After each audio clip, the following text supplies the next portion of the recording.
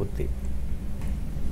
আজ কুম্ভ রাশির দশম ভাবে হচ্ছে চন্দ্রের অবস্থান, কুম্ভ রাশির দশম ভাবে বুধের অবস্থান, অর্থাৎ বুধ বৃশ্চিক রাশিতে অবস্থান করছে। রাশির দশম ভাবে যদি কখনো শুভ গ্রহ থাকে, অমলা যোগের সৃষ্টি হয় এবং সেই সমস্ত জাতক জাতিকারা কর্মজীবনের দিক থেকে নানারকম সাফল্য পান।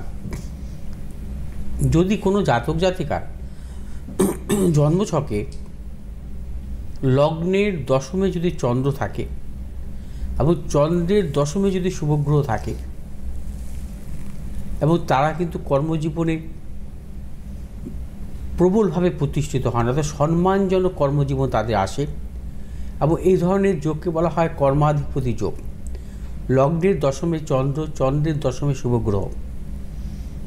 এক্ষেত্রে চন্দ্রের দশমে হচ্ছে শুভগ্রহ বুধের অবস্থান এবং অমলা যোগ হয় এবং এই সমস্ত জাতক জাতিকাদের জীবনে কর্মসংক্রান্ত নানা রকম সাফল্য আসে।